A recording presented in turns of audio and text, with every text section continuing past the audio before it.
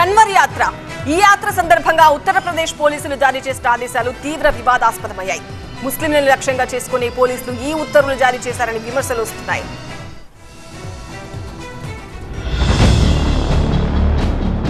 ఉత్తరాదిలో శివభక్తులు శ్రావణ మాసంలో అత్యంత భక్తి శ్రద్ధలతో కన్వర్ యాత్ర చేపడతారు. దీనినే కావడి యాత్ర అని కూడా అంటారు. జూలై 22న కన్వర్ యాత్ర ప్రారంభమై ఆగస్టు 2వ తేదీతో ముగుస్తుంది.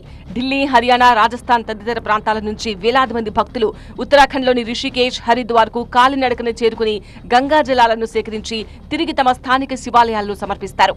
అయితే కన్వర్ యాత్రకు పెట్టిన రూల్స్ ఇప్పుడు దుమారాన్ని రాజేశాయి. కన్వర్ యాత్ర సందర్భంగా ఉత్తరప్రదేశ్ పోలీసులు తాజాగా ఇచ్చిన ఉత్తర్వులపై అనేక విమర్శలు వెల్లువెత్తుతున్నాయి. కన్వర్ యాత్ర జరిగే మార్గంలో అన్ని హోటళ్ల యజమానులు తమ పేర్లను ప్రముఖంగా కనబడే విధంగా ప్రచురించాలని ముజఫర్ నగర్ పోలీసులు ఉత్తర్వులు జారీ చేయడం వివాదాస్పదంగా మారింది. పోలీసులు జారీ చేసిన ఆదేశాలపై ప్రతిపక్షాలు సహా సామాన్యులు సైతం దుమ్మెత్తిపోస్తున్నారు. ఇది మత వివక్ష తప్ప మరేం కాదని, చూస్తుంటే హిట్లర్ తాలూకు జర్మనీలా ఉందని మండిపడుతున్నారు.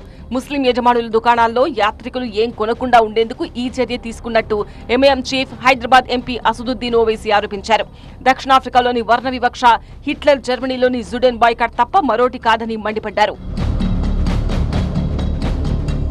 మరోవైపు ఈ ఉత్తర్వులపై సిపిఐ తీవ్రంగా స్పందించింది. ఫ్యాసిస్టులతో పోరాడాలనే చరిత్ర నేర్పిందని, అయితే ఫ్యాసిస్టులను బీజేపీ, ఆర్ఎస్ఎస్ అనుసరిస్తున్నాయని విమర్శించింది. ఉత్తరాఖండ్లోనూ ముస్లిం దుకాణ యజమానులను లక్ష్యంగా చేసుకునే యత్నం జరుగుతోందని సిపిఐ ఆరోపించింది. ప్రముఖ బాలీవుడ్ పాటల రచయిత జావేద్ అఖ్తర్ కూడా ఈ నిర్ణయాన్ని తప్పుపట్టారు. నాజీ జర్మనీలో కొన్ని దుకాణాలు ఇళ్లకు ప్రత్యేకమైన గుర్తు పెట్టేవారు అని ఎక్స్లో పోస్ట్ చేశారు. అయితే పోలీసులు మాత్రం తమ ఆదేశాలను సమర్థించుకుంటున్నారు. భక్తులకు సాయం చేయాలన్న ఉద్దేశమే తప్ప ఇందులో మతపరమైన ఎలాంటి వివక్ష లేదు అని చెబుతున్నారు. కన్వర్ యాత్ర మార్గంలో దుకాణదారులు అన్ని రకాల ఆహార పదార్థాలు విక్రయిస్తారని, కాబట్టి యాత్రికుల్లో గందరగోళం తలెత్తి తద్వారా శాంతి భద్రతలకు భంగం వాటిల్లకుండా ఉండేందుకే ఈ ఆదేశాలు జారీ చేసినట్టు పోలీసులు చెప్పారు.